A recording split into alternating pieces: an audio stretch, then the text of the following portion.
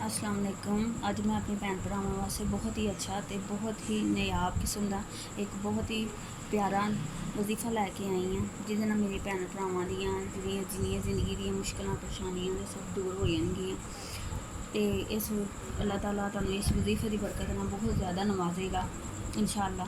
तो इस मुहर्रम दे विच तुसीं इस इबादत नूं जरूर करना तो इस्तिफादा हासिल करना। इस मुहर्रम दे विच मैं कहनी अल्लाह पाक की राह दे विच जिन्ना भी हो सके खर्च करो, सदका खैरात करो ताकि दुनिया और आखिरत साड़ी सवर जाए।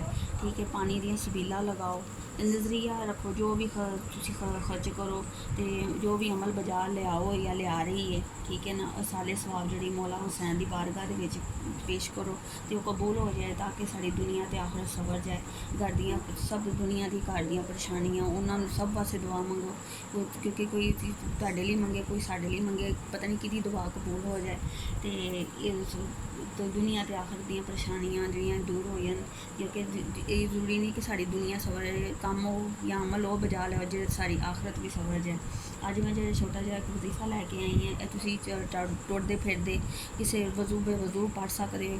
किसी जगह की कैद नहीं, किसी एक जगह पर बहना है कि इधर बहना नहीं, किसी वक्त का भी कोई कैद नहीं है, जो मर्जी तुसीं पढ़ सकते हो। बस इसकी तदाद एक रखनी, वो तदाद है कि तुसीं दुरूद पाक अव्वल दुरूद पाक पढ़ना है तो 2000 बारी पढ़ने। अल्लाह पाक दे बहुत ही मुबारक तो बाबरकत नाम ने जिन्हां दी फजीलत बंदा बयान नहीं कर सकता। ए बिस्मिल्लाह रहमान रहीम अल्लाहुम्मा सल्ली अला मुहम्मद व आले मुहम्मद। या रज़ाको ए लिखिया अल रज़ाको है ना, असी पढ़ना या रज़ाको, ए लिखिया अल वली पढ़ना या वली पढ़ना असी या वली या रज़ाको या रज़ाको या वली या वली। ये ऐसे दोवें नाम अल्लाह पाक के जिन्ने भी हो सके मतलब तुसी तदाद में एक तुहानूं दस दी जे तुसी बिला तदाद ही बकसरत पढ़ते रहो, पढ़ो एक जनून के नाल पढ़ो तो एक ज़हन रख के पढ़ो कि जो भी मैं इबादत करना करनी पई अल्लाह वास्ते, अल्लाह की ज़ात की खुशनुदी हासिल करने वास्ते, दुनिया की नहीं अल्लाह की ज़ात की खुशनुदी हासिल करने वास्ते पढ़नी। तो वह अजर वह सवाब एक वखरा ही है। ठीक है, तो मेरी इस यकीन तुहानूं यकीनन साडा मेरा दस्सिया तुहानूं वजीफा इंशाअल्लाह तुहानूं जरूर तुहाडे कम्म आएगा तो तुसीं जरूर है पढ़ना।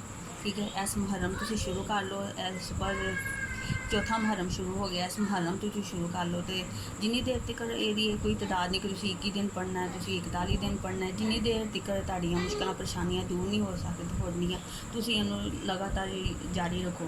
ये कोई ऐसी गल नहीं किसी की इजाज़त लैनी कुछ करनी। अल्लाह पाक ने साढ़े कलामे पाक साढ़े वास्ते कल्ली है इसलिए कि तुसीं इस तो इस्तिफादा हासिल करो।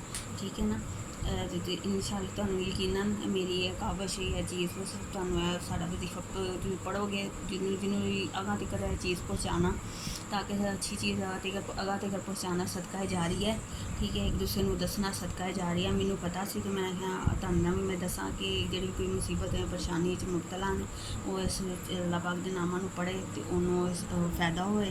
तो मैं अगों कोशिश करांगे होर भी इंशाअल्लाह तुहाडे वास्ते अच्छी चीज़ लैके जिहड़ी किसी नूं कोई परेशानी मुश्किल है वो दूर हो जाए। तो इंशाअल्लाह अल्लाह हाफिज़।